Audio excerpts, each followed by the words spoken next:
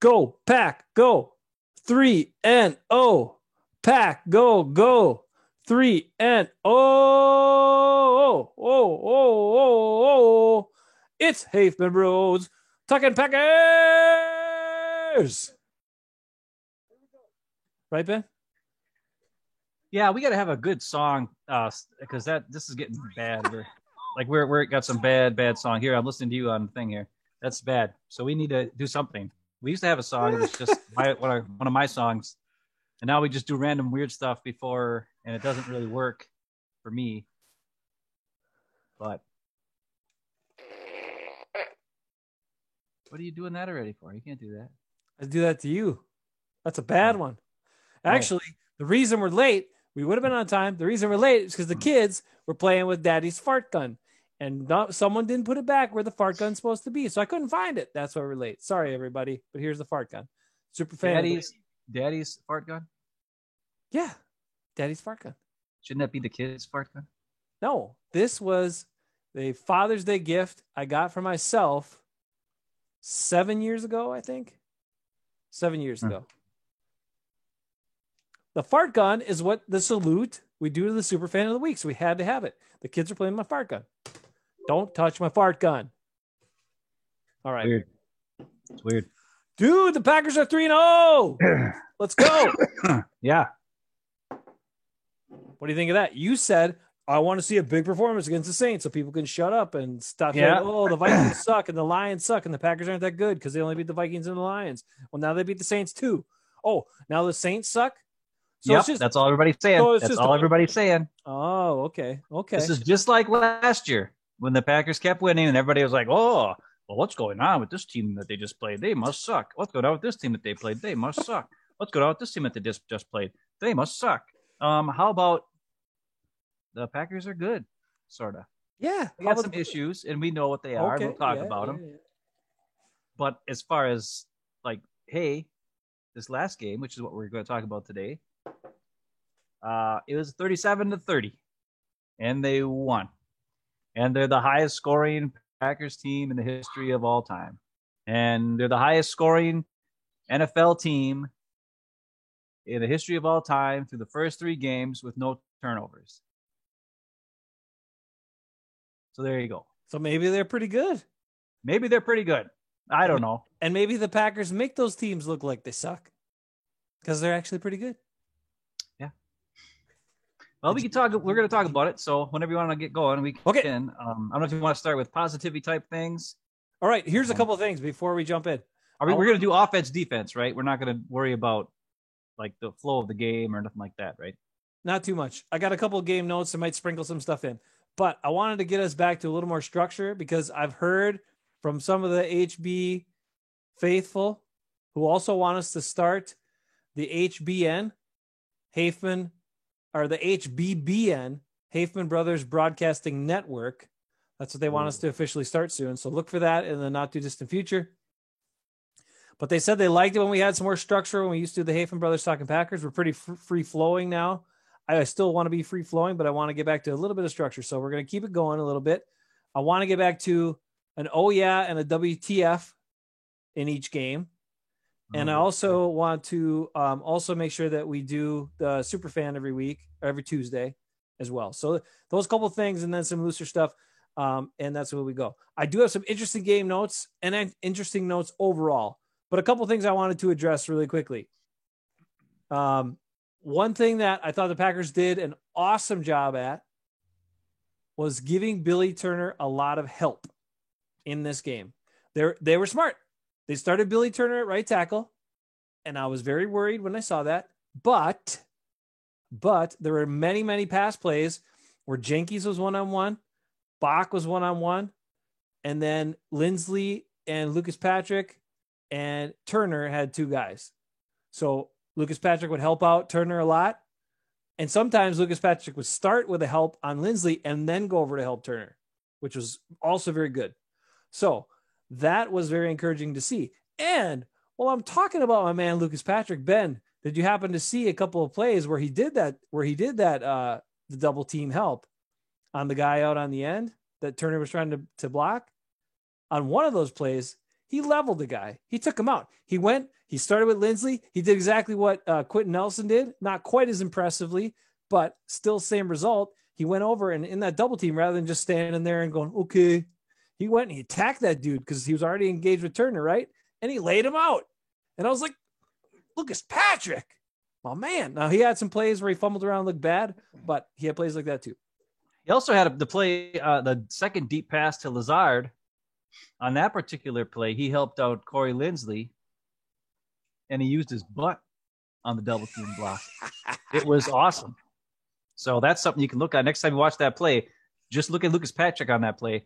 And he's sitting there at first, he's like this, and then the guy gets on the inside, and then he goes over to help Lindsley, and he just kind of sticks his butt on him and blocks him with his butt for a while. So that's a good move. Hey, you got to do whatever you can to block guys. And Lucas Patrick's one of those guys who does it. So I'm cool with Lucas Patrick. Billy Turner did okay. I think he's a much better tackle than he is a guard. There is zero doubt about that. Well, you and Rick, I think both said it kind of in the same show a few weeks back, which was that you think Billy Turner might be better now that there's always a guy over him. So there's no question in what he's supposed to be doing or who he's supposed to be blocking on pass protection. Right. And that I think helps. He doesn't help. He wasn't good at guard at help blocking or anything. He just to kind of stand there and do like you said. He just stand there and go like this with nobody in front of him. And you're like, why are you doing that? Where Lucas Patrick goes and helps out whoever needs help. You know, he waits and sees somebody coming, then they're not. Then he gets over and helps, and he keeps his eye on. Like as he's helping over here, he's not actually looking at the guy he's help blocking. He's like looking out to see if somebody's coming on a blitz. Then he switches over to the other side to help, or what vice versa. So those are good things that he's doing. As you know, now he better be the starter at right guard the rest of the year. I don't want to see, unless an injury happens, I don't want to see anybody else in there. I just don't. I don't want to see him move Billy Turner in and put Wagner. Now, I'd rather have Wagner out there, to be quite honest. I think he's a little better than Billy Turner. Mm-hmm. But Turner wasn't god-awful. I will say this, the big runs that Aaron Jones had in this game all came to the left or up the middle, not at all to the right. Though his touchdown run was Billy Turner sealed the edge, and then it was Big Dog who was blocking Cam Jordan, and Aaron Jones had to just kind of squeak through there, and Jordan grabbed him, but Aaron Jones just said, I'm getting in there this time. It's 4th and 1. I got to get in the end zone. So that was another good play by Big Dog. And that was a difficult block. And that actually tells you a couple things too, because Jordan was lined up inside shoulder of Big Dog. So a tight end, right? And Jordan's a full-size defensive end.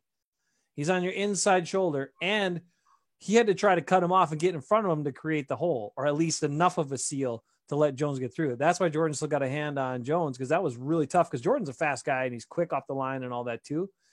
But I thought that spoke a lot too. That's a 4th down run.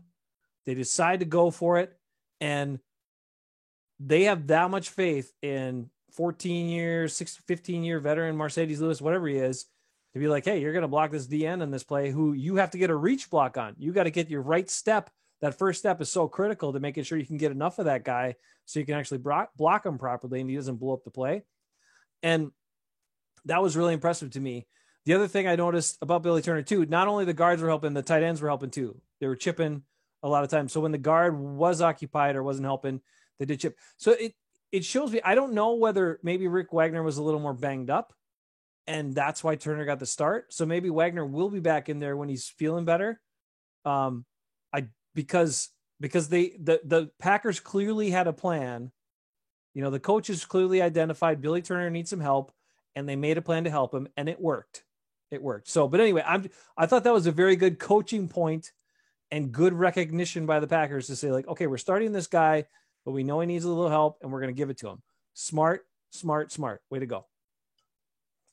Well, it's also he's going against a Pro Bowl player who's been in the league for a long, long time. So that's right. I mean, either one of them, whether it was Wagner or Turner, was going to need to have some help against Jordan because he's just that good.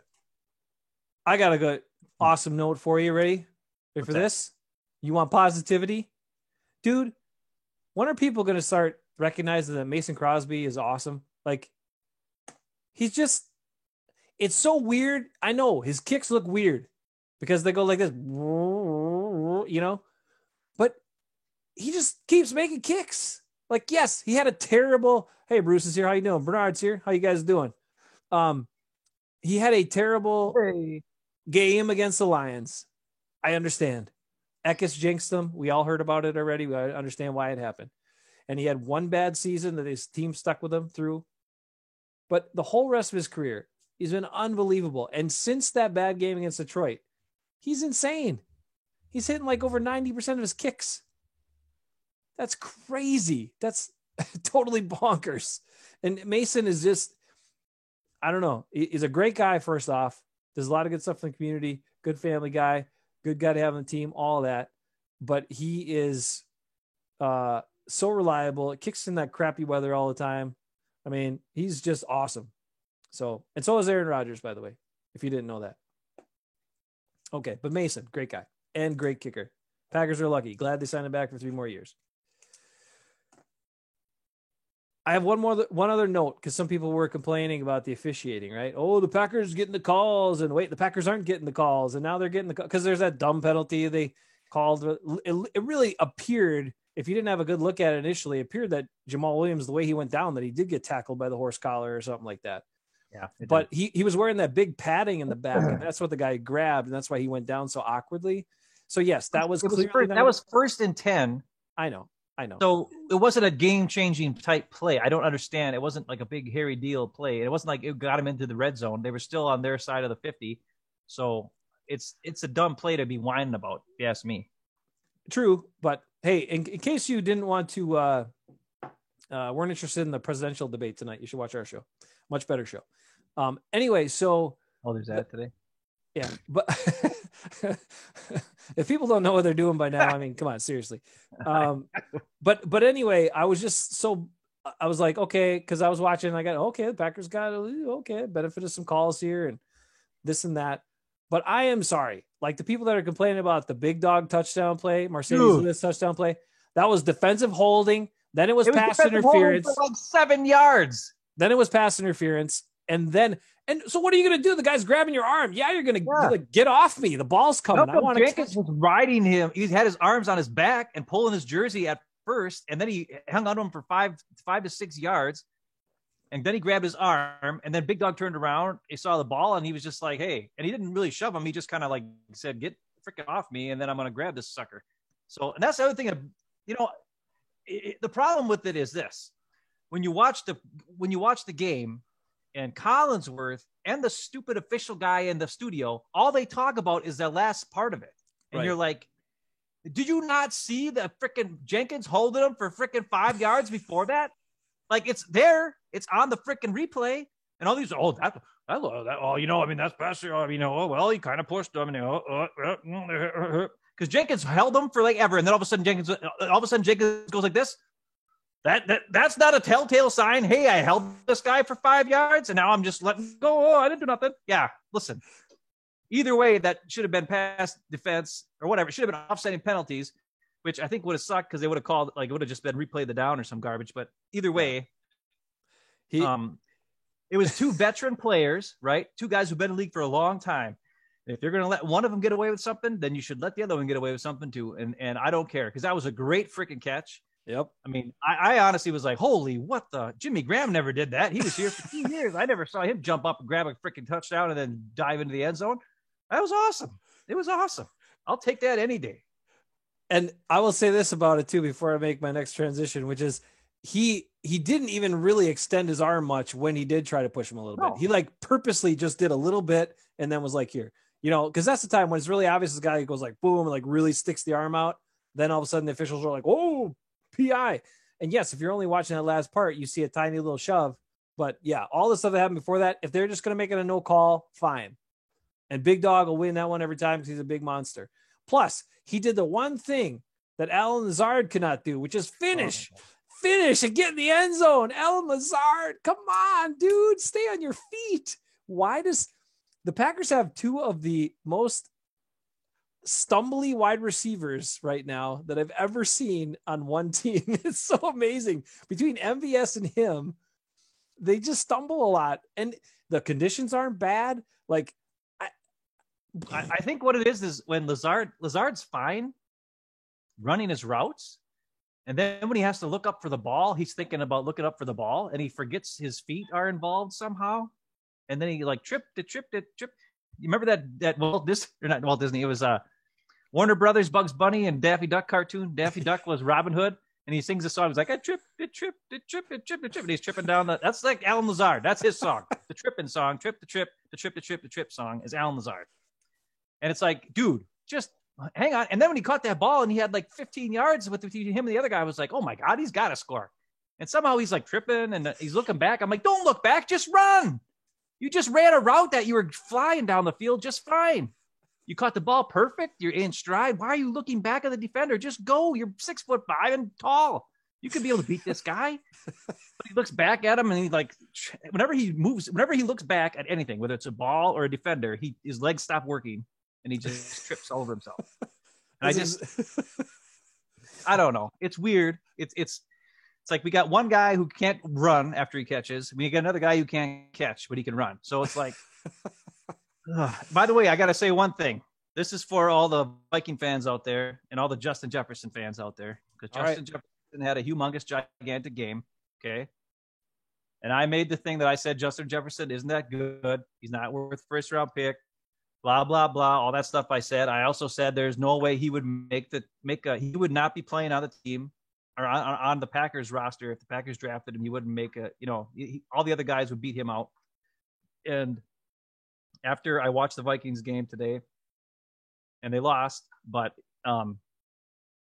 Jefferson is better than MVS and Lazard. He is. Plain and simple. I was wrong. So I admit it. When I'm wrong, I admit it. Doesn't happen very often, but I'm going to tell you now.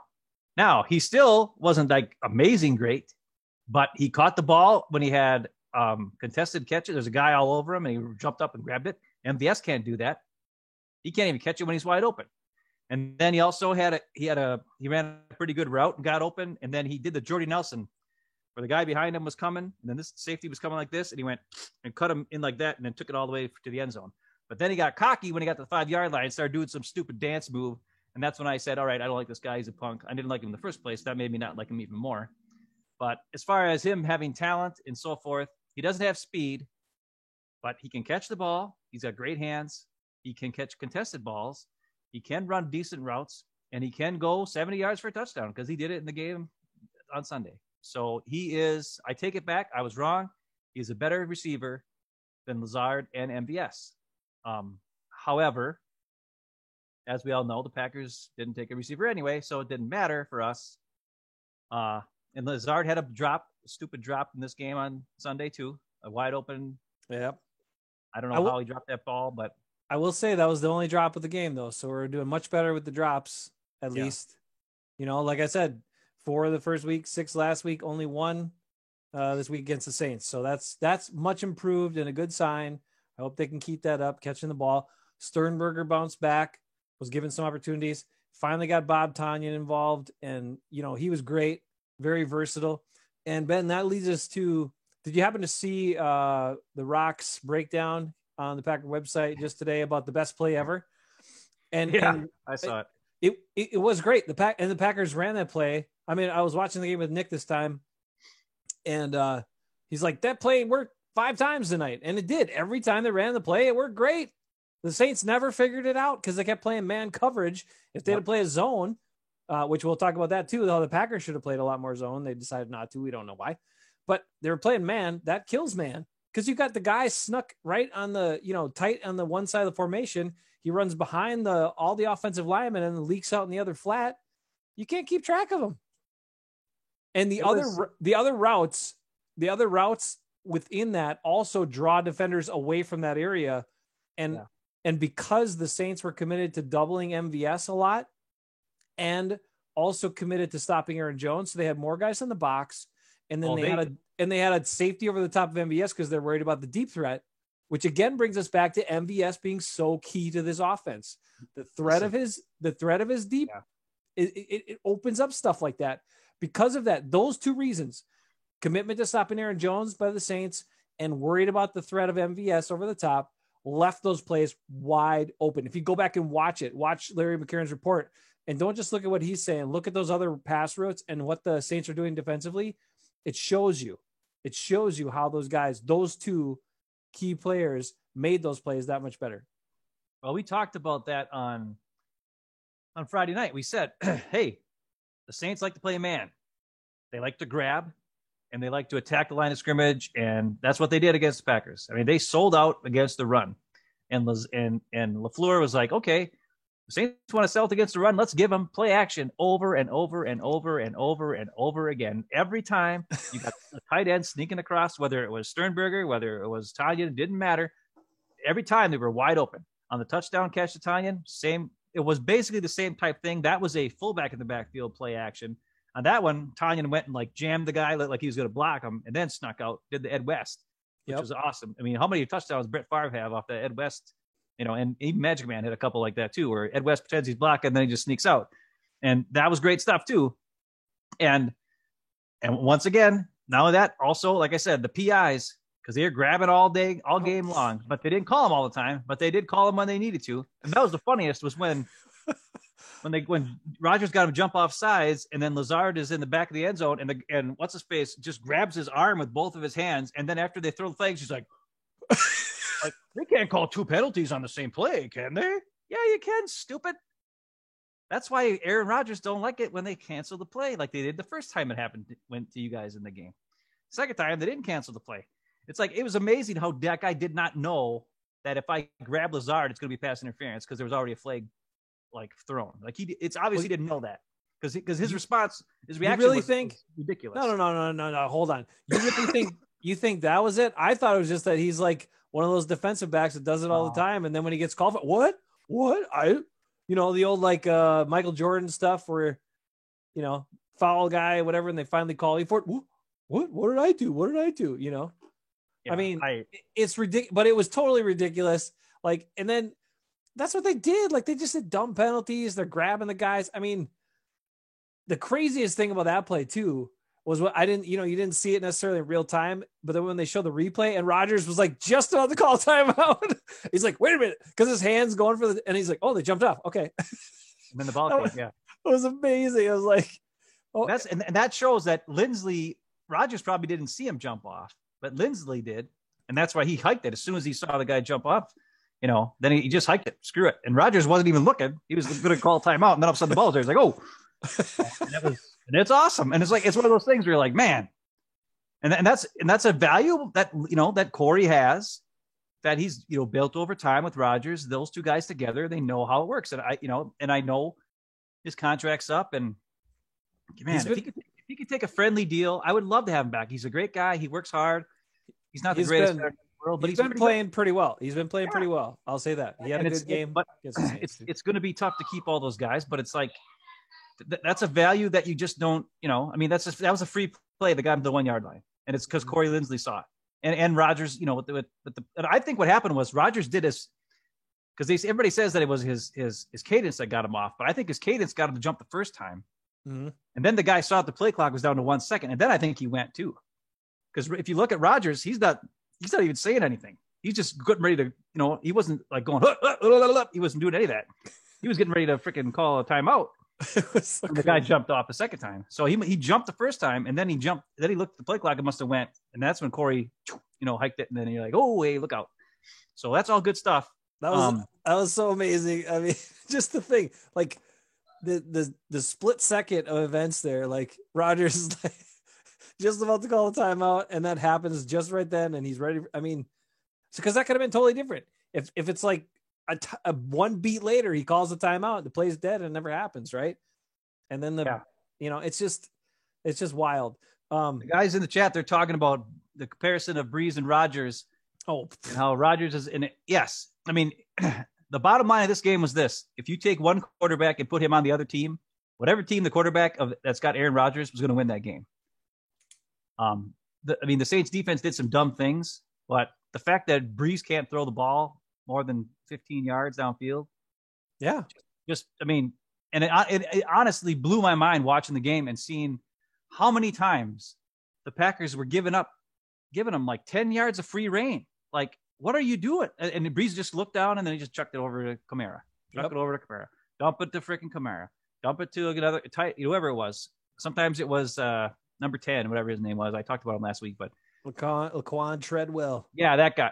whatever his name was. He beat Treadwell. That's somebody else. Who's this? No, that was the Vikings guy. Yeah, that was the Vikings. Traquan Smith. Traquan Smith. They're about as good as each other. Who, by the way, schooled the crap out of Kevin King a couple times. Kevin. We're not going to go to defense. We're staying on offense for a while. Kevin King later. I got a rant about Kevin King. I know you do. But what I'm saying is, Aaron Rodgers proved in this game. I mean, he threw 2 balls that were 50 yards in the air or more to Lazard, and Brees could never do it. And not only were they 50 yards in the air, they were 50-yard perfect passes. And the first one was on a rollout. He's rolling out to his left, which is impossible, and then it was 55 yards in the air. And then Lazard did the stumbly stump, and then caught it. And it was a perfect throw. It was a perfect throw that Lazard turned into a difficult catch. Like an amazing catch. Yeah, he didn't have to make it that hard on himself. But hey, all right. So let me say this. I got something interesting here for you, because here's the thing. Like if you didn't watch the game, and then you look at the stats and you're like, oh, the quarterbacks were just about the same. Drew Brees 288 yards, and yeah, he had some more pass attempts to get there and a little bit shorter passes. But Aaron Rodgers 283 yards, 3 touchdowns, no interceptions. 3 touchdowns, no interceptions. Drew Brees had over 60% of his passing yards were yards after the catch. Over 60%. Aaron Rodgers had like 5%. And it was all Alan Lazard at one point. Right, because everybody falls down because these guys can't run after the catch. So I'm serious. So here, this is the reality. Drew Brees leads the NFL in yards after the catch on his passing yards. Aaron Rodgers is dead last in yards after the catch because his guys don't get that open most of the time, except the tight ends, and tight ends aren't generally going to break away and run for a bunch of yards. But that's basically it. So Aaron Rodgers, you look at his passing yards, most of that is him throwing the ball, like travel ball in the yard or on time, and they get a little bit of chance to run with it, but not like Drew Brees, dump it. You know, you throw it 1 yard forward, almost laterally, and Alvin Kamara takes it 50-some yards in that stupid play, which is, we'll get into that a little bit later. I don't want to get into that. Okay, offense. So anyway, that was one thing. Brees is the king of yak from the quarterback position, and Rodgers is the king of no yak from the quarterback position, at least this year. That used to be differently for Rodgers. He used to have guys that get some yak, not anymore. One question I have, Ben. Yeah. This was very concerning from the offense. Matt LaFleur, I said this during the game. So yes, Bernard, Bruce, everybody, Aaron Rodgers, Drew Brees, not even a comparison. Even though people ranked Drew Brees higher on the NFL top 100 list, and some other people said Drew Brees was better there. Ben, by the way, did you want to re-rank your quarterback list a little bit there? I will sometime. At any way, we'll do it like halfway through the season here. Okay. Because I'm sure Aaron Rodgers is no longer behind. Who was the guys? Deshaun Watson was ahead of him. No, he wasn't behind. He was only behind Russell Wilson and Lamar Jackson. He was 4. Oh, Lamar Jackson. Okay. Wilson, Mahomes, and Jackson. But I will say this much: Watson is dropping down quite a bit. Josh Allen looks like a superhero. Josh Allen's moving up. Yeah. Kirk Cousins is dropping way down. Yeah. Because I got to be honest, my love for Kirk Cousins is gone after this last game. He kind of let me be, and things he said after the game. I listened to some of. That's the funniest part is you get to listen to some crazy. I found some stuff on YouTube too about the Vikings game and the Vikings fans. You would be surprised how excited they were about the game. Like they're already tanking for Trevor. It's like nuts. They're like, hey, all the young guys looked really good, and we still lost, so we're still 0-3. We got a chance at Trevor and all this kind of stuff. And I'm just like, wow, these guys are. Thank God we're winning. Packer fans, at least we got something good to, a team to cheer for, and not, a number one draft pick to cheer for. Yeah, draft hope, because that's all it is. The draft is hope. We got to talk about the draft results as well. Anyways, yeah, sometime we'll have to redo that list sometime. Okay, one question. And I said this as well. Remember how McCarthy was really weird. Okay, so we had some coaches. I don't remember what Mike Sherman was like in terms of his aggressiveness. I don't remember Ray Rhodes because only 1 year. But Holmgren was super conservative, right? Mike Holmgren. These are coaches in my lifetime that I remember. Mike Holmgren's super conservative. Mike McCarthy was aggressive when he should have been conservative, and conservative when he should have been aggressive. He was always like the exact opposite. It's not that he was never aggressive. He was just aggressive in the wrong spots in the wrong times. And then times where he should go for it, he was like, oh, I'm going to punt and play conservative.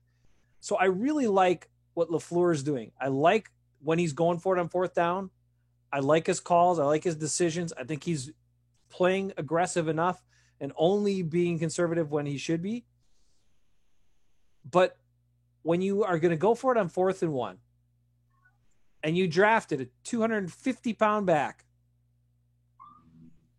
why would you not bring that guy into the game and give him the ball? I understand everyone knows he's going to get the ball. But in that point, everyone knew Aaron Jones was going to get the ball. So I think the guy that weighs 42 pounds more than the other guy might have a chance of running through that first tackle and getting the 1 yard. That was very concerning to me because Dillon was active. He was playing on special teams.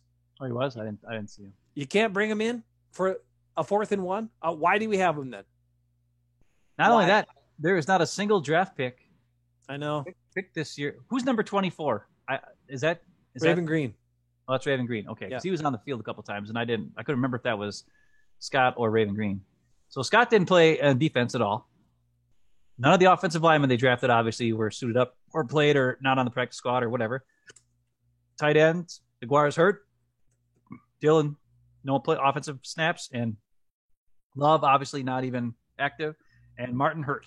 So not a single draft pick from this year is really doing anything on the field for this team.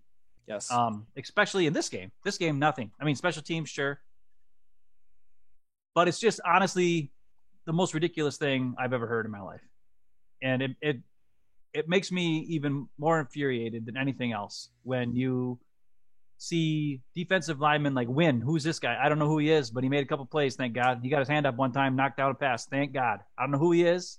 Sure would have been nice to have Blaylock or Neville Gallimore or Blacklock. That was that guy's name. Blacklock or anybody. Any type of a defensive lineman in the first, second round that could be in there and making plays every now and again. Because defensive linemen are best when you can rotate them and give them some fresh breaks because they're big guys. But we didn't have that. We didn't have that at all. And I mean, I don't know if you want to go, if we're going to defense all of a sudden now, that's fine. Because there's not really much I'll say about the offense. The offense is great. They're awesome. We're good about that.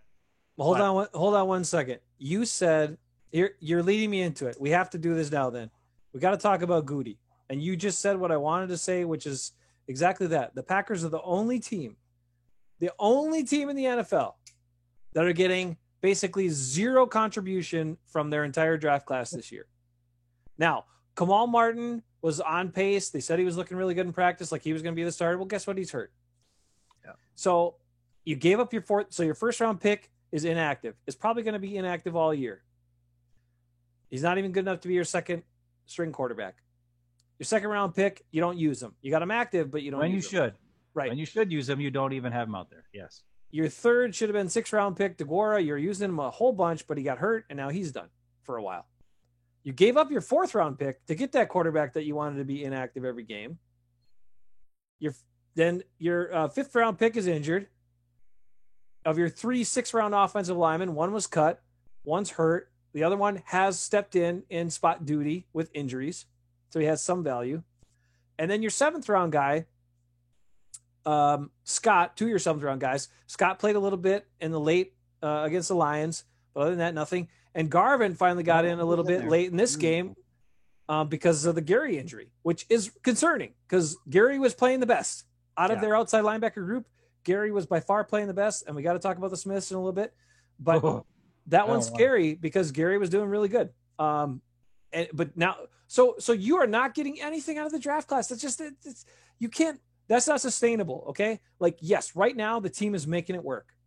Aaron Rodgers is making everything work with the guys he's got. Aaron Jones, the line is solid. You are damn lucky that you had some good veteran offensive linemen that can be versatile, play different spots, that you can plug in, that know what they're doing, because they have helped make the offense go and making it work. And Rodgers is going with the guys he's got, and it's fine. It's looking good. But this defense, man, we've talked about it. No, you're thin at D tackle. You did nothing to bolster that, and now you got injuries, and you're even more thin. Inside linebacker, Kirksey goes down. You're even more thin. Now you got a problem at outside linebacker. And your safeties are not playing very well at all. They took some terrible angles, made Kamara look like a super stud. And yeah, he's great. But I mean, come on. Those are some bad angles and bad plays.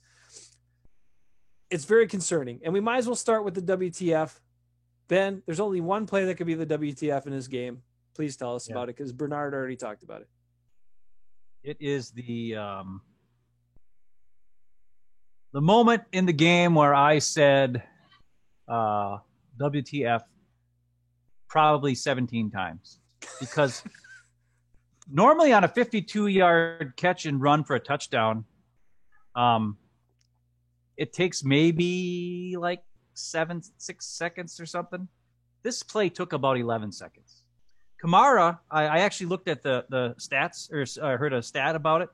He got right around 15 miles an hour rushing. Like that was his top speed. That was just like once in a while. Otherwise, he just kind of, moseying along. The offensive lineman, McCoy, who jumped in front of him for a while, actually got up to 16 miles an hour to get ahead of him. And then he ran into two corners and knocked him down, right? And then he fell over. But that was, I want to get that guy. We should get McCoy on our team. Because anybody who's willing to block it, because that was a good 20 yards downfield by the time he got there and made that play. That's a hustle play by that offensive lineman. But the bottom line is this. Redmond, I don't know why he's in the game. I mean, this play, it leads to about 17 different topics, Jason. So it's hard to talk about this one play. But we'll just say the one play. Obviously, on that play, here's something that people don't realize. Who is the Packers' second best coverage guy on their team? That's, Jair is number one. Who's number two? That's Sullivan. That's right. Do you know what Sullivan did on that play to Kamara? That ended up being the 52-yard pass to Kamara in the flat? I don't remember. Did he miss the first tackle? He was blitzing. Blitzing, okay. So you took your second best cover guy and you blitzed him. Yeah. And he wasn't very good at it, by the way, because it took him forever, and he kind of got blocked, and then he tried to run around the guy because he's not a blitzer. He's a freaking corner. Jair is a good blitzer. He slashes and jukes. Sullivan's not as fast. And he's small, so guys are able to use it, block him a little better. But that's one problem, number one. Then the second part was Redmond. Redmond's looking at Breeze. He's looking at Kamara. He's seeing the ball's going to be thrown there. And if you watch Redmond, he's not attacking because I think he's too afraid he's going to miss, and then it'll be a big play. So he waits for him to catch it, and then he's going to tackle him. No. It's the same thing that Redmond did, 2 or 3 years ago against the Vikings when he was playing deep safety. And the Packers had a big, huge lead. And then somehow that was the Clay Matthews when he he tackled Cousins, and they called the penalty, even though Cousins had the ball or something like that. It was one time where the Clay Matthews got flagged like 3 times, whatever. Right. Anyways, right. There was another play where Thielen was sitting on the ground at like the 2-yard line, and Cousins' ball just came and fell right onto him. And Redmond, instead of looking for the ball, was worried about hitting Thielen so he wouldn't get a penalty or something. Hold on. If he would have just looked, he could have broke down the play. What I'm saying is, no, Redmond I'm just going to tell you that was Kentrell Bryce on that play. Just so you know. Okay, whatever. But either way, it's the same thing, same concept. Redmond does not attack. I don't know why he's out there. I do know why, actually, because they talked. But that's another thing. There's a bunch of things we got to talk about. Answer me this though. Why on a different play in the game when Redmond was playing a zone and the ball was going over him, he actually pulled his arm down? That was the touchdown. Yeah, I'm like, why would you? Why don't you want to deflect the ball? Why did you pull your arm? There's a whole issue I want to get into. Okay, but we're talking about this Kamara run. Let's finish that play because Redmond goes low. Yeah, and Kamara gets out of it because he only grabs one leg and he gets out. Then Ty Summers is streaking across as fast as he can, and he goes high, bounces right off him because Kamara is not really moving that fast. So Kamara is able to hold his balance, shift a little bit, and Summers goes flying off into the freaking sidelines, right? Then Kamara keeps running. He's just jogging. He's looking around like, hey, what's up? While he's waiting, then the big offensive lineman, McCoy, jumps in front of him. And then there's Jair and somebody else. I don't know who else was there. And Jair came across, and one of them fell down. Jair tried to grab Kamara, but he missed him. And he tried to get him high and just went flying around. And Kamara just like, jumped over the top of that. Then he went straight. And the whole time, then he gets to the next, about the 15-yard line, and there's Savage. And Savage is standing there. And then Kamara just moves a little bit to the right. And Savage, instead of moving his feet and following him, dives at him like a ding dong and doesn't do anything. And the whole time, Kevin King is standing there getting blocked by Emmanuel Sanders, by the way. Just standing there getting blocked, not trying to get off the block, just standing there. He's just getting blocked. This whole time, it took like 10 seconds for Kamara to get there. That whole time, he was just standing there, not doing nothing, not getting off a block of a crappy receiver. And then when Kamara gets to the 2-yard line, here comes the slowest guy on the team, Lancaster, finally, the only hustle guy on the defensive line, by the way. Not a single other but one of them gave 2 craps and tried to get down there because Kamara was not moving that fast.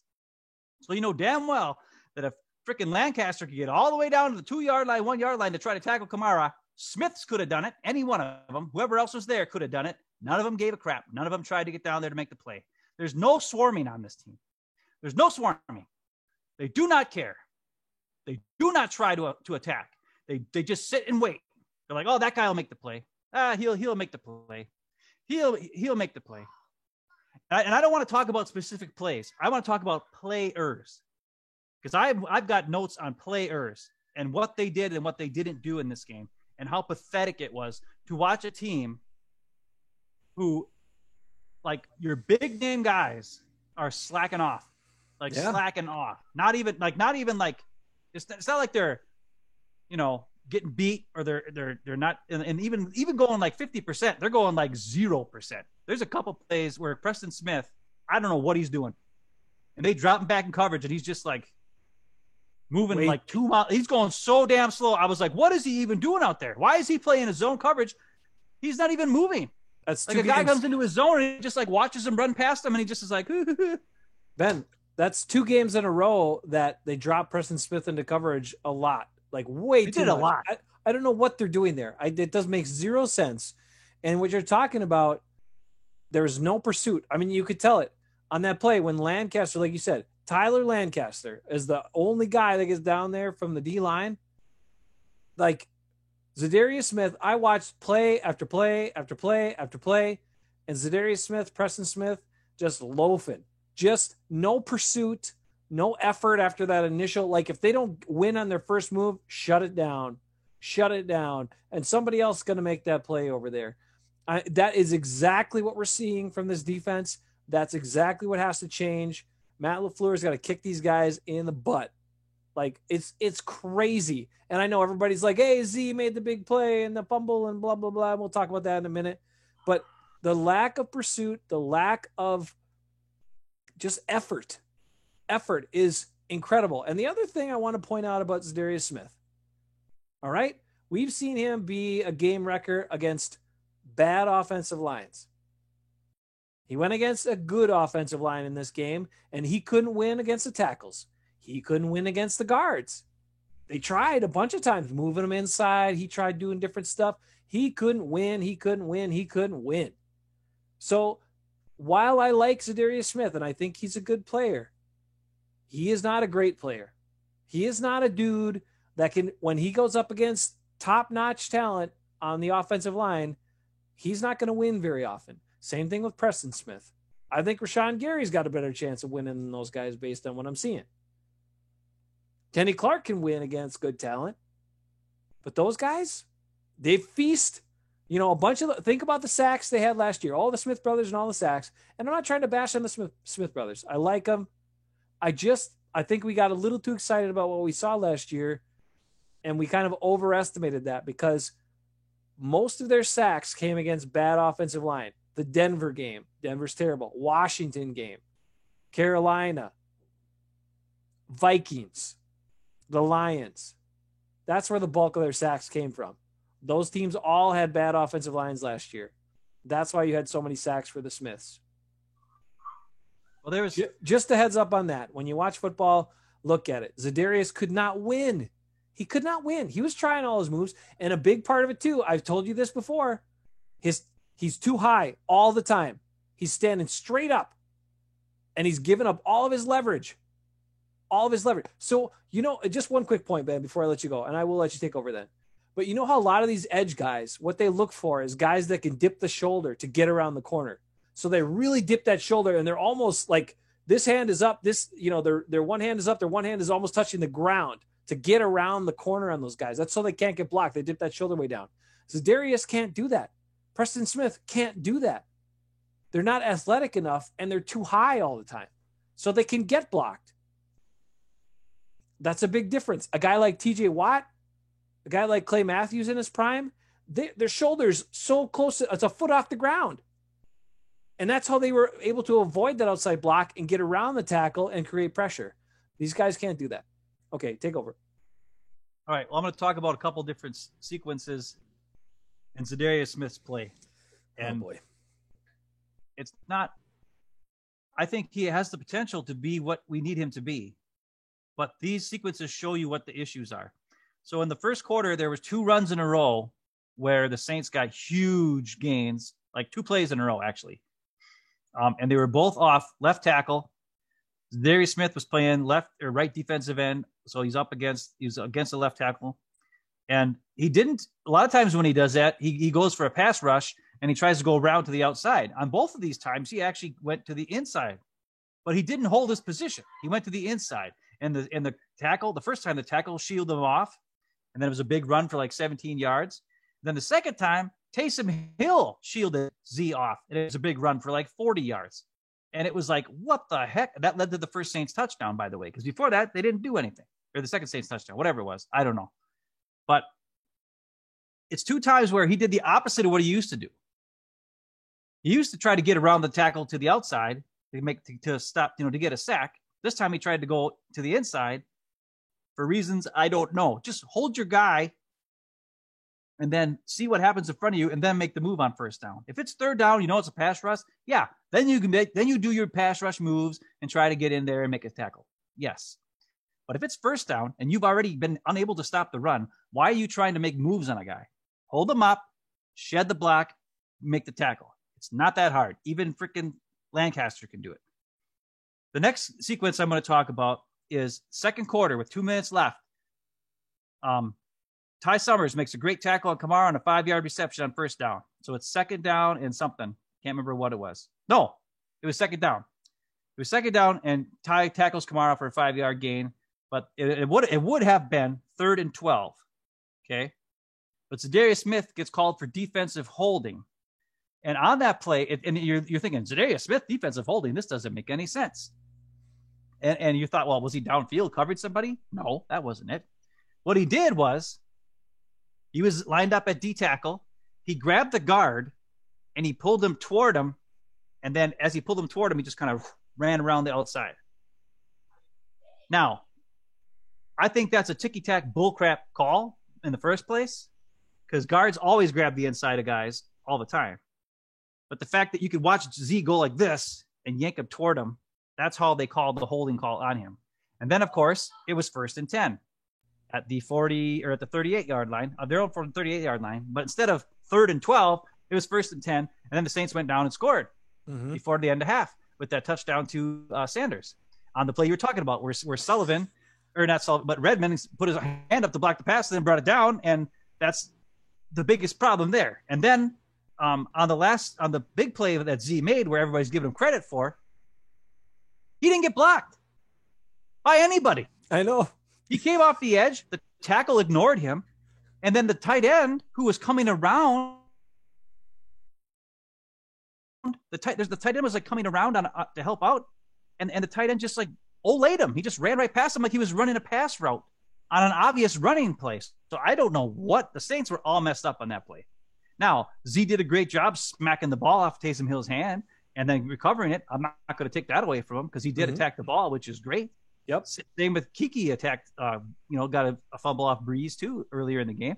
Yep. And that's awesome. But everybody's making this big thing about, Z saved the day with this big play and blah, blah, blah, blah, blah. And it's like, he didn't even get blocked. He didn't get blocked. If he wouldn't have made that play, something would have been wrong. So, and I'm not saying like he sucks. I'm just saying it seems like he doesn't play within whatever the scheme of the whole defense is. And I don't even know, to be honest, after watching this game, I don't know if Pettine even has a freaking scheme, because good God, if I was playing Drew Brees, I would crowd we talked about this on Friday. I know. Between the line of scrimmage and the 10-yard line, I would have 8 guys, and I would have only 3 guys worried about the deep pass. And all the other 8 guys would do some sort of crowding around and make sure nothing gets And as soon as the Breeze dumps it off, I'd be playing zone, and I'd have at least whoever's on this side. If he throws this side, those guys attack that. If he throws it this side, those guys attack that. If he throws it in the middle guys attack that. But for some reason, they were playing man a lot of the time. Now, luckily, when it was Summers or Barnes or Sullivan or Jair Alexander, those guys jumped it and tackled them for the most part. Now, Summers missed a couple tackles, but he did make a bunch of plays on passes that were in the flat or just in front of him or whatever. He did pretty good. And Barnes did pretty decent as well. And even Oren Burks had a tackle one time on a play like that. But those are the things where, like, I don't know what they were doing. And I think what happened was he was playing zone for a while, but he was playing like a stupid zone. And they were giving up so many passes because they were giving up these slants. Because at that point, Breeze was throwing slants to the inside a couple times. And that's when I think he's like, wow, these guys don't know how to play zone. So I got to switch it back to man. And I think then he switched it back to man. But then that left to the bigger plays if the guys didn't make the tackle, which then happened later on. Exactly. But on the turning point of the defense, as you like to say. Hold on. I want to spin off of what you just talked about. Okay. Yep. Because we talked about the defensive philosophy. Now on Friday we talked all about it, how the Packers should play a whole bunch of zone in this game. And did you see? If you watched, I'm sure you watched like Chris Sims recap and some other stuff. Did you see any of that?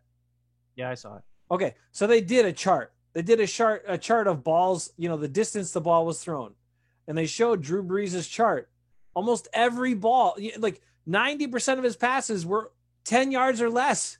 Yep. So if that's where he's going to throw the ball, that's where your defender should be. Like, here's my issue. Okay, I'm sorry, I'm not trying to be so critical or hard, but these guys get paid a lot of money. These coaches, these players, but especially the coaches. The coaches are telling them what to do in this case. They get paid a lot of money to come up with a plan to stop this team they're playing this week. This is who Drew Brees has been. He came into the game with only a 5.2 average ball in the air per pass. So yardage per pass, ball in the air was 5.2 yards. He actually ended the game with only 4.8 yards of air travel time or air travel yards for his passes. So he's going to dump it off and throw it short. That's where your defender should be. And when you're playing against guys like Kamara that can make you look stupid, if you have a zone, and again, I love man. I love bump and run man and pressure more than anything. I want one-on-one. I want you to challenge guys to beat you over the top most of the time. Yes, but not against certain guys and not in a case like this. This was the perfect game to switch it up, to play a bunch of zone, to play that, that kind of 49ers mimicry defense where you got a bunch of guys right in that, line of scrimmage to the 7-yard area. Just make a bunch of bodies in there. And then if they throw it to the flat, you've got multiple guys coming from two angles that can make that play, not just one guy. And if he misses, then you're screwed, right? So that's what you had to do. How does the coaching staff not know that? And how do they not make that their point of emphasis coming into this game? That is baffling. Some people are, Bernard's saying Pettine needs to go. I get it. You can't just keep firing coaches. You've drafted and acquired all these defensive players. You got to make it work. But that plan should have been the plan. It wasn't. They played way too much man. They dropped Preston Smith into coverage way too much. I don't get it. That's the thing. When they dropped Preston Smith into coverage, that was zone. When they did other things, it was zone. And to be honest with you, I think he did call zone a couple times, and he did. And just don't know how to do it? Brees picked him apart. I don't think his players know how to cover. Oh, that's the problem. These guys don't know what they're doing out there. Everybody's wide open.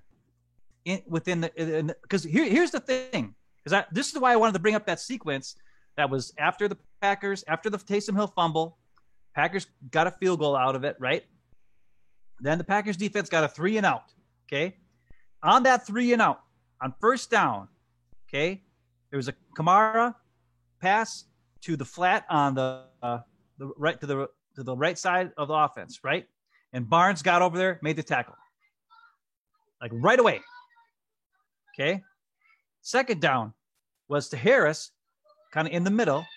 Summers made the tackle right away. It was like a 2-yard pass. Boom. So it was 3rd and 5.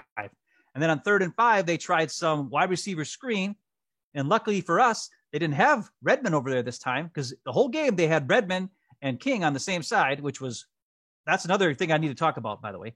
They put Redmond, they didn't have Redmond on that side. They had Shannon Sullivan and King over there. And of course, King just sat there and got blocked by his guy. Though it's funny because when you hear Wes and Mike talk about it today, they're like, oh, and Kevin King held his position and like kind of like help bring Kamara back into the inside so that Shannon Sullivan could make the tackle. I'm like, no, King got blocked and he stayed being blocked. And Shannon got around his block. Actually, two guys were there, the receiver got around his block to make the tackle on Kamara in the back, for no gain.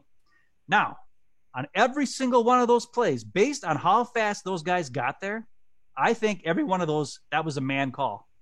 On first down, it was a man call. I think on second down, it was a man call. And I think on third down, it was a man call because Barnes got there right away. As soon as Kamara caught it, boom, tackle. Harris, as soon as he caught it, Summers, boom, tackle. And then that screen pass, both King and Sullivan were right up in the receiver spaces on the line of scrimmage. They're playing man press coverage. And that's why Sullivan was able to, get around the block and make the tackle. So it's weird. I like if they would know how to play the zone or call the correct zone, like a shallow zone or whatever you want to call. I don't know what it's called, but some type of zone where everybody's hanging around the line of scrimmage. But they didn't. When you watch those plays, here's another example of one of the plays that just drove me nuts. It was 3rd and 6. Pettine blitzes. He blitzes Summers. He blitzes Amos. He blitzes Redmond. And then Gary and Z are the only two defensive linemen listed there. Okay? And they also go toward the quarterback. Okay? So think about that. Summers, your middle linebacker, is blitzing. Amos, your free safety, is blitzing. Redmond, I don't know what he is. I guess dimeback is blitzing. Gary and Z are both going toward the quarterback. He drops Preston Smith and Owen Burks to play zone coverage in the middle of the field. And that's one of the plays where Kamara comes out of the backfield to the left side where Preston Smith is supposed to be there. And Preston Smith stands there, watches him run right in front of him, and kind of jogs. And Kamara catches it for a 7-yard gain and a first down. Because it was like boom, boom, boom. Because you're blitzing these guys from, like, Summers was kind of like behind, like he had, here's the other thing. Owen Burks and Preston Smith were right up on the line of scrimmage. Okay? And they dropped out. Summers was back about 3 yards, and then he blitzed. Amos was back about 3 yards, and he blitzed. And Redmond was back, and he blitzed. And it was just gaping holes for Brees to throw the ball on that zone play. And that's the problem. You don't blitz Brees. You just sit there because he's not going to throw it. Eventually, he's going to get paid because you watch him. And he's like, he looks. His eyes are as big as saucers when you watch the video of him. He's like, he looks scared to death, and then he's like, dump it over here, dump it over here. The only time he was decisive was to play the touchdown to Sanders because he knew that he had Redmond, who doesn't know how to play zone, and King, who doesn't know how to play zone. And Sanders just went straight, boom, and he threw it high. It was a great pass. It was a high pass. It was probably too high for Redmond to even really make a play on it, but I think maybe he could have. And King, King is King. So, King. What I'm saying is, I think they did do zone, but it was the dumb zone. It was the wrong zone. It's putting the wrong type of guys in zone. And then you're blitzing guys who are some of your better zone. Like Amos is a good zone coverage guy. Why is he blitzing? Same thing with this. Summers is quick. Is quick to sideline. Why is he blitzing? Exactly. The Summers one made no sense. First of all, when they blitzed Summers, he didn't look very effective at it. Like he didn't look like he was like, you remember Blake Martinez once in a while they blitz him. Yeah, Blake was pretty good. And he was good. He knew how to get past guys or blow up the running back or whatever.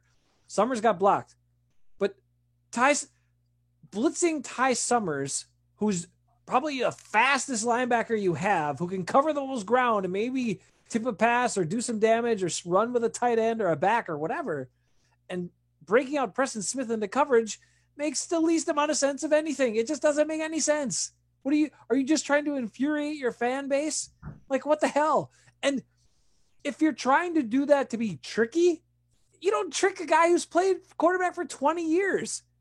You do that against like a young quarterback. You can do that against Trubisky. Of course, now he doesn't play anymore. Oh, that scares me too. It does too. I would have much rather faced the Bears with Trubisky in there than Nick Foles. We'll see if Foles can last that long in the season. But you blitz like a younger, inexperienced quarterback. You can trick them sometimes, like in those coverages where you drop out of Preston Smith, the guy normally rushes, blah, blah, blah. But not against Drew Brees. Like, come on. You're not going to trick. Why be tricky? Like you said, play straight up. Put a lot of bodies in that, 3 to 7 yard zone. And what I would have played was I would have played a press man. Okay. On the slots, I would play press man on the slots with Chandon Sullivan and Jair. Okay. I would have played man with Summers covering the Kamara out of the backfield. And then I would have used all the other guys. So you're talking whatever, the other 4 guys, just have them play a cover 4 zone behind. Because Brees doesn't throw to the outside very much either. Most of his passes are short and within a certain amount of time. The only time he throws to the outside is when it's Kamara who's sitting way out there all by himself. And if he goes out there like that, you're playing Summers and a man, and he's going to go there with it. You know what I mean? Because that's where he usually throws the ball. He throws it to the slants, and he throws it to Kamara. And that's about it. Like, you don't mess around too much. But the other thing that scares me the most is, first of all, Redmond. Why is Redmond in the game? I don't know. Raven Green should be in the game. He at least attacks and like tackles. And like and they asked LaFleur. Somebody asked LaFleur about it yesterday in his press conference. So this is his one after he's seen the tape. Okay. Yep. So they asked him after he's seen the tape. They said, "Hey, Redmond's out there. Is there a reason? Was Raven Green just not healthy enough to play yet, or blah blah blah?" And LaFleur said, "Redmond is a guy we trust. We know he's going to be where he's supposed to be and doing what he's supposed to be doing, and that's fine. Because you know what? Probably in practice, Redmond probably is always in the right spot and always does the right thing when the play is called. I agree. I probably believe that. But in a game situation, he doesn't attack. He doesn't react. He's in the right spot, but he doesn't make a play. So if you can't tackle, you don't make a play, you don't attack the freaking offensive player, it doesn't matter if you're in the right spot. I'd rather have a guy who's running around like a crazy person and maybe 1 out of every 10 times he does something wrong or he's in the wrong spot, but the other 10 times he's making a freaking play. Why is Redmond in there? Where's Josh Jackson? Why do we never see this guy? He's a second round freaking pick. Second round pick. And all we heard in camp was Josh Jackson. He's covering Devontae Adams. He's looking good. He's covering everybody. He's looking good in camp. Where is he? He was dressed. Kevin King ain't covering anybody. No, he's not. He's terrible. Jackson's got to do just as good as King, if not better. Let's get him out there. I said this during the game. I said you could take anyone on the team and stick them out there, and they would do at least as well as Kevin King. At least. I don't care. Well, not anyone on the team. Defensive back. I'm sorry.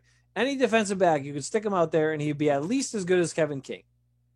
And right now, I'm telling you, if they hadn't cut Dequoy, he could be taking his spot by midseason because Kevin King is the worst. I can't watch it anymore. I have to go off about Kevin King. I'm sorry for being so negative.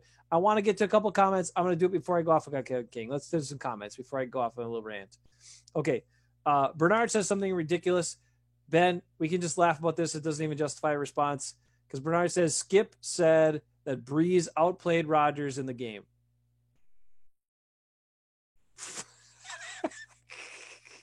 Bernard, just that guy gets paid a lot of money. He gets paid a lot of. He's just honest to God. The guy's a moron. And can I say something? Go ahead. Just real quick about Skip and Shannon Sharpe. Yeah. I don't know why anybody watches that show because it's the same freaking thing every time. Anytime they talk about the Packers or Aaron Rodgers or Tom Brady, they just talk about Tom Brady and Aaron Rodgers like the whole time. And I'm like, well, your quarterback he was rated worse than my quarterback. My quarterback has got 6 rings, and your quarterback is terrible. And my quarterback's that's all. And then like they start. The question was, what are the Packers going to do about this? And then it turned into halfway through it, it's Tom Brady against Aaron Rodgers again because Shannon always talks about Aaron Rodgers and Skip always talks about Tom Brady. And then they just fight about their two. They're like, well, my quarterback and your quarterback. And that's all they do. And it's just the same thing every time. I've watched maybe 3 videos in the last month because I don't really care. But I kind of want to see, what are they saying this time? Same thing. So you don't even have to watch. It's the same crap with those two morons all the time. And I like Shannon Sharpe most of the time, but it's not his fault. I think he's just so he's just as sick as Skip as the rest of us are, but he's got to see him every day and talk to him every freaking day. Yeah. And I think it's just, he's lost his mind now. But whatever. That's all I'm going to say about that. Don't bother. Don't watch Skip and Shannon. It's a waste of your time. Watch Max and well, don't even watch that. Just watch Hafen Bros. We got you covered. We got you. I was watching some of the ESPN stuff. Dan Orlovsky, yeah, while I like him, he started saying crazy stuff too. Yeah, he's a little over the top. One, he says the Packers have the best offensive line in the league. Yeah, he also said the Packers defense is better than Seattle's defense. Yeah, and other people are saying, oh, this team is, when they're talking about how good the Packers are, they're like, well, that defense is legit. Do you guys watch the game? Are you watching this defense? Are you kidding me? Like, these people get paid a lot of money to comment about sports. Ben and I get paid, Jack, you know what, to comment about sports. We're here for you, and we're here to just vent sometimes and celebrate our team. But sometimes we're venting, probably a little more venting tonight. But you cannot watch the Packers and say that defense is legit. It is not. Right now, the offense is awesome. Aaron Rodgers is making everything work. Aaron Jones is great. The offensive line is doing a good job, yes, but they're not the best offensive line in the league. Give me a freaking break. They're playing very well as a unit, though. I will give them that, yes. But they're not the best offensive line in the league. Come on. Hey, Nate, what's up? How's it going? Sorry, you're getting us. We're pretty hot tonight with how bad the defense played. That's what we're talking about right now. But the offense has been awesome. But I've heard it so many times now. Like, people are going off of different stats, or, oh, the Smith brothers had such a great year last year, and they remember, it's like nostalgia mishmash in their brains, and they're not watching games, or they watch the highlights package. And I get it. I was a sportscaster for a while on a small station where you had to watch a whole bunch of games and try to comment on it. And I understand you don't have time to watch every single game the whole way through, but this was Sunday Night Football, people. It's the only game on. You can watch the whole damn game. If your job is sports, if you get paid a lot of money to talk about that game the next morning, watch the damn game. And you don't go on the next day and say, this defense is really great. I mean, yeah, the offense is awesome, but the defense is legit. They got a legit, like, come on. Jair Alexander's playing well. Sullivan's playing well. Gary was playing well. Everyone else, no, they're not. Kevin King, I'm going to go on to Kevin King in a second. But I have to say, the Smiths are underplaying. They're not, and mostly it's effort. I think those guys have enough talent. It's effort. They're not giving big effort. We talked about that before. Kenny Clark being out makes their defensive rotation and line really stressed. The one thing we talk about Ty Summers, Ben, I'll give you the quick note on that. I love Ty Summers. He's a fast guy. Again, he was a quarterback until just late in his college career. I think he played 1 year linebacker, I believe. But the reason he's missing tackles is because his head is on the wrong side. He's not getting his head out in front of the ball carrier's leg. And when you don't get your head out in front, it's easy to run through an arm. It's hard to run through a head. That's what our coach always taught us. Well, if you know that, why the heck don't the Packers freaking coaches tell him that? Hey, they do it. Some goofball who doesn't know jack squat, who played defensive end at 160 pounds in high school. How do you, a scrawny little wuss playing defensive end, know how to tackle somebody? And yet these guys who are NFL head coaches and NFL defensive coaches can't see that on tape and tell Ty Summers what to do. Maybe they did, and maybe he'll be better now. I don't know. That happens. When they use the big donuts, they tackle right. But when they're tackling people, they forget about it. It's how it goes. But with repetition, you should know. And if you've been playing football that long, you should know. But seriously, that's the way to stop a guy. Like if a guy's running this direction, you want to tackle him with this shoulder. Because you want to wrap, you want your head in front of his legs or his body, because they can't run through your head and your arm. But if your head's on the wrong side, it's just your arm out there, and his body's between your head and the arm, easy to run through that arm. On this side, you got an arm here, and a head. And if your head's as big as mine and looks kind of like an egg, like Adam Sandler's, you're not going to run through it.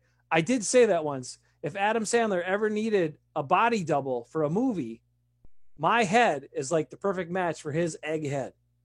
I could have done it. You used to make a lot of faces like Adam Sandler back in college too. I can remember one time there's a picture of you. You had two beers like this, and you were going like this.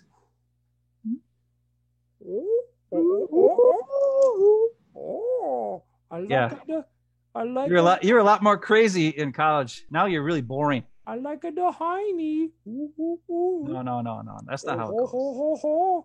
The pickle race. You told me about the pickle race. That's what it is. Wait, say it again. I talked over you. No, I can't do it again. No, it's too good. Oh, it's so hot. It's just so hot. I want to touch the hiney. And then the guy's like, "Is that milk yours?" Or no, I can't remember what it was. Anyways, there's a lot of good stuff in there. When you made me watch Billy Madison, I was like, "What is this?" It's the greatest movie of all time. Just about. It makes me laugh every time. Well, you guys would say, like, I think you and some college roommates had watched it. And you're like, "Oh, you got to watch it. You got to watch it." I'm like, "Okay, fine." And you're talking about the pickle race, like all these things that are like these short little, like discombobulated scenes that are just thrown together in one movie. And I'm like, "What is that? Did the penguin tell you to do it?" I'm like, "What is the pickle race?"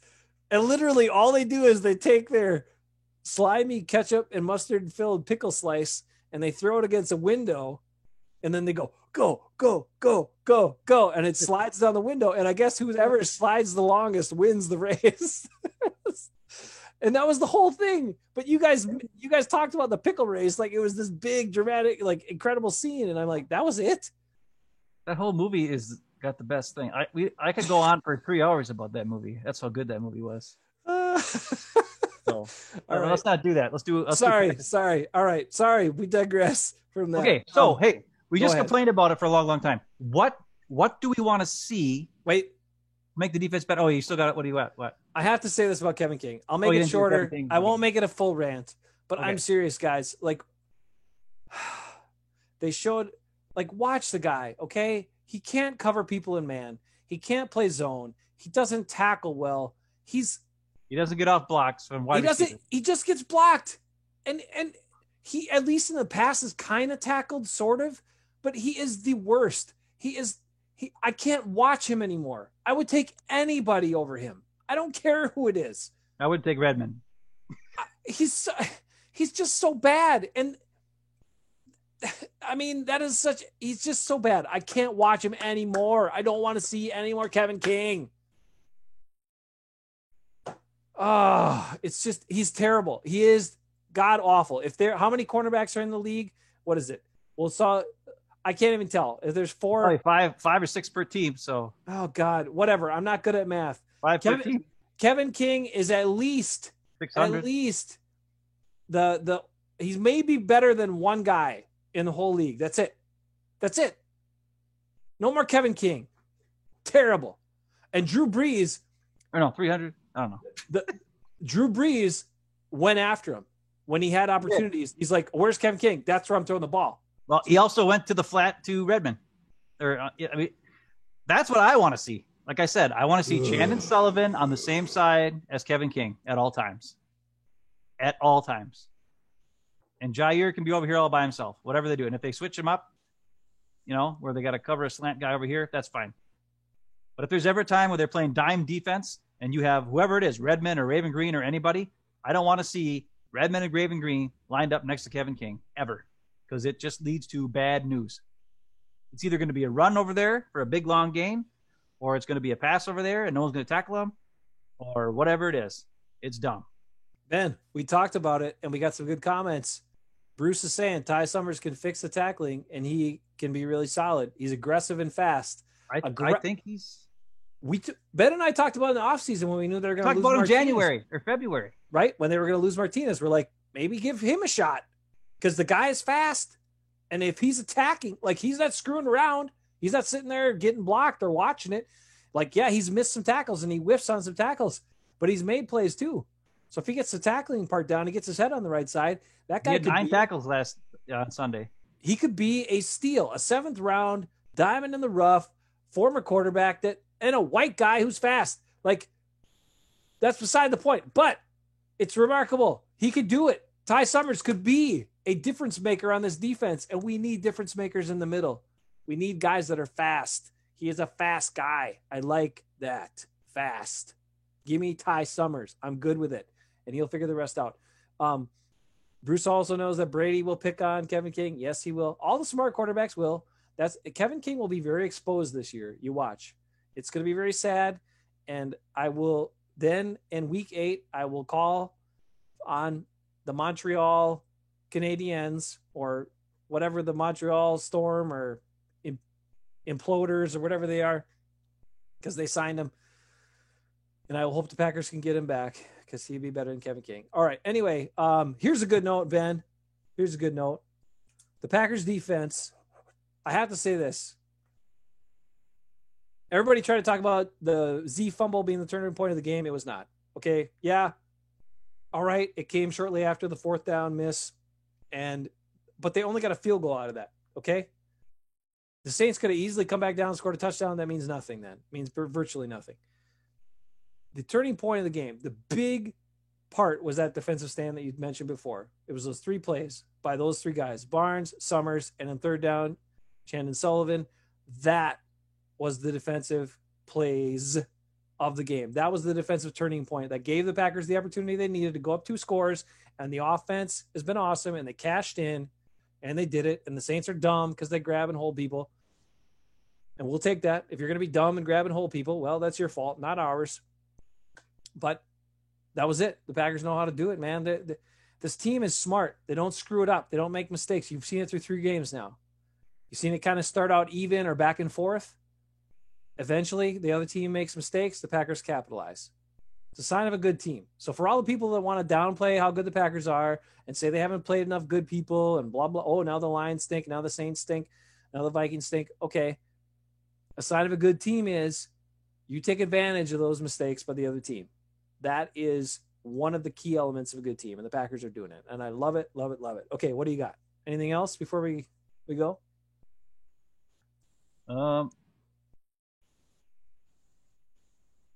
Yeah, Browner, I did see it. He was getting blocked.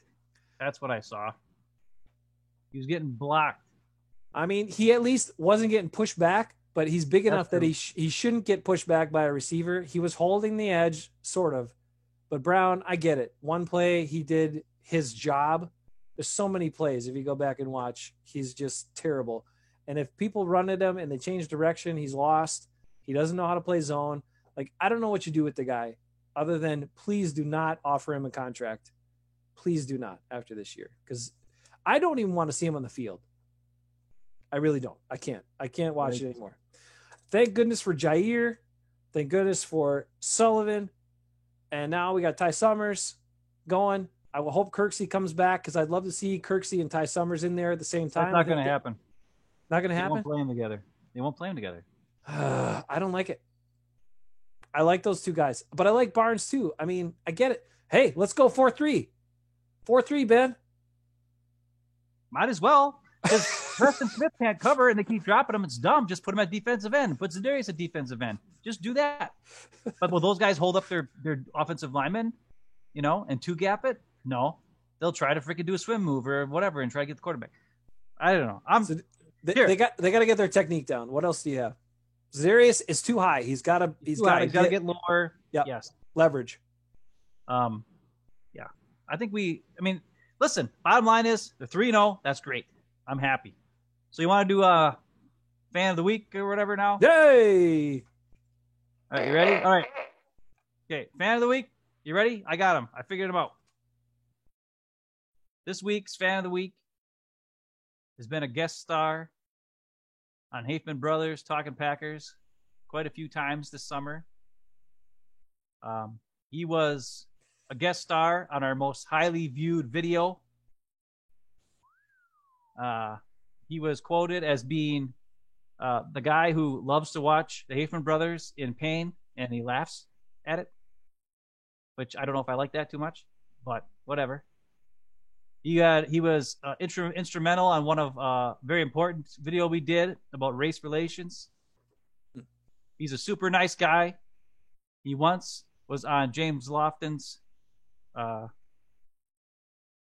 football show back in the 80s or something like that. Oh, yeah. And he's a great guy who brings donuts to people. when they're feeling sad. This week's fan of the week, Hapin Brothers. Our last guest we had, Andy Brown, Browner himself. Congratulations on this week's super fan of the week. Let's celebrate this man. Super fan Andy Brown. You're going to get the salute in about 10 seconds. Now, Browner, I'm waiting for it here a little bit. Browner's a great guy. And as we get to that, Bruce is calling for the 4-3, Ben. Calling for the 4-3. Let's get Fritz Shermer back. Let's run that 4-3, baby. Hey.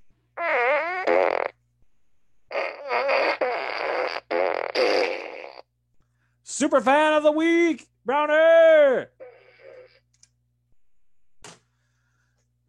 Now, where else could you quite get that sort of reception from a podcast or a sports talk show? That's what this is, sports talk. And yes, we go on for a while, but that's because we got a lot to get out. There's a lot of Packer information in these brains.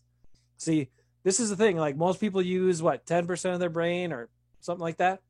Yeah, I don't know, something like that. I use about 2% of my brain for other things. And then I use about 60% of the rest of the brain capacity, which is far more than most people use. But that 60% is all for Packers. Why do they not hire us already? Like, we know everything. We know what they should be doing. Like, let's go. They're 3-0. We love that. But this defense has got to get better. We know it. It's got to be better because we don't. Here's the one scary part, Ben. And this is why the defense has to be better. Because not every team. Now, we know that we're playing Atlanta coming up. Okay, yay. That's great. Atlanta will try to throw away too much. They surrender leads. Packers hopefully will chew them up. Great.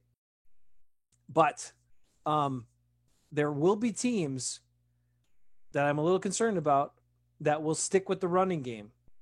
The Saints had very good yards per carry in this game. They just were done running. They're like, we're just going to throw it a bunch. I know. They get inside the 30, and then they're like, pass, and they had to kick a field goal. It was dumb.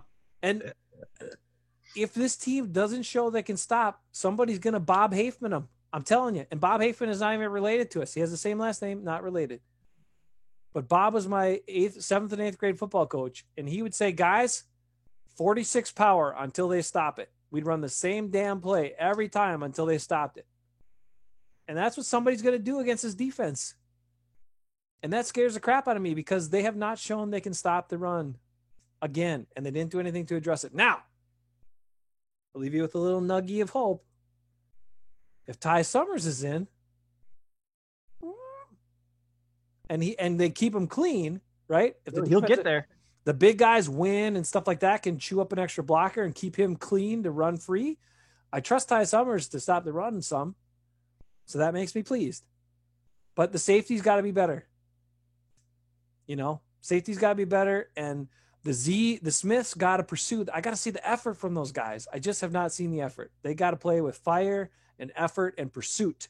Because one guy, most of the time, cannot tackle one guy. You got to get multiple guys over there. You got to swarm to the ball. LaFleur has said it. He's preached about it. He said he wants it. The players got to do it, and the defensive coaches got to enforce it. So if they get to that point with the way Rodgers is playing, the way the offense is playing, last year, I think it was week 3 that I said Super Bowl, that I said we're going to the Super Bowl. Yeah, you're crazy. And you said I'm crazy and all that stuff. Now, that was last year. This is this year. But that's how I'm feeling. I'm feeling good. Well, the 49ers destroyed the Giants, and they had 11 starters out. And they won by 20-some points. Yeah, I know. So they're still going to be good, and they're going to get a lot of those injured guys back. And the Seahawks look pretty dang good. Russell Wilson is passing the ball like crazy, but their defense is a little suspect. Yeah. So that's good news. The Rams look okay. They did lose on Sunday, but they're playing the Bills, who are freaking super hot. Now, I'll say this. The AFC teams, they got like a lot of AFC teams that scare the crap out of me.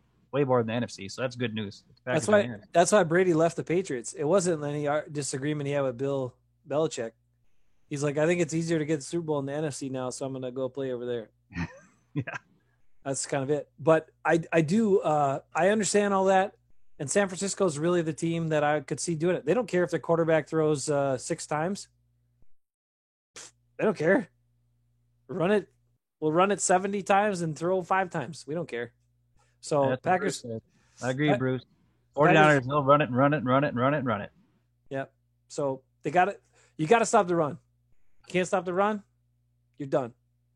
So Kenny Clark, do not rush back. I would say don't play him next week. Give him 2 because they're gonna have the bye week. That's a bunch of weeks of rest. Yes. Let him rest. Let that groin heal up fully, because it's one of groins and hamstrings are like the worst, right? And if you get one of those and you come back too fast, then it just is a reoccurring problem the whole year. And he'll never be right. He'll never be right. He'll be in and out of games over and over and over. So let him heal. You don't need him against Atlanta. You got the bye week. If he can come back right after that, great. If it's another game, so what? And Devontae with the hamstring, same thing. I'll say this. It's going to be interesting. We should probably say this for Friday, I guess, but Atlanta cannot run the ball. Like, they do not run the ball. So, like, when they have these big leads and they can't, like, run out the clock because they don't have a good running game. So if they end up running against us, then we got some serious issues that they need to be addressed in the bye week. But we'll give them a chance and see if they can, at least stop Atlanta, who's a crappy running team. They got to crank up the effort. I want all the defensive outside linebackers and all the guys on the line, so defensive linemen and linebackers, to play with the same effort that Tyler Lancaster plays with. If they get that, they'll be just fine. It's interesting because Robert Tonyan's interview today, he said that he's like, yeah, we're just doing our 111 because they talked about his touchdown catch. And he was like, hey, it was super easy. I just blocked my guy for a little bit and snuck out. He's like, all the other guys had to do their job and sell it. Like that, it was a run. If they didn't do their job, I wouldn't have been open. And he's like, I just did my 111. And it seems like the offense is doing that. Every guy on offense is doing their 111th, what they're supposed to do to make the play work. And on defense, not everybody's doing their 111th. They're doing other things sometimes, which makes no sense. And they don't pursue. And that needs to be fixed and fast if they're going to be able to compete with, the good teams after the bye week.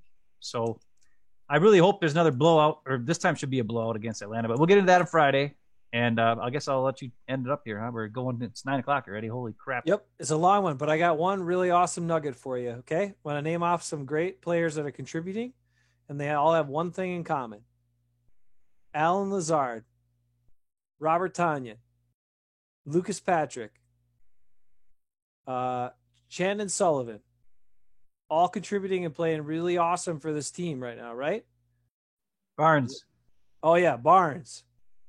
Anybody else I'm missing? I think that's it for what I think you're going to say. They're all undrafted guys. Yep. No other team has 5 undrafted guys that are key contributors to their team. So the Packers have, with as bad at drafting as they have been, they have done that part right. They have given guys who were overlooked in the draft a shot, and those guys made good on those things. And on top of it, those are the kind of guys, because they were overlooked in the draft, that aren't going to slack off. They appreciate the journey to where they got, and they're going to keep Tyler pushing. Lancaster, did you say him? Oh, Tyler Lancaster too. Yeah. That's 6. There's probably more. Did I forget any other ones? Tell me. Browner. Anybody else that's still around? Probably. I don't know. 7, 8, 9, 22, 20 of the Packers' 22 starters undrafted. I don't know. Anyway, the point is they have a lot of undrafted guys making key contributions, and there are no other teams that have that many undrafted guys. So good ups on that.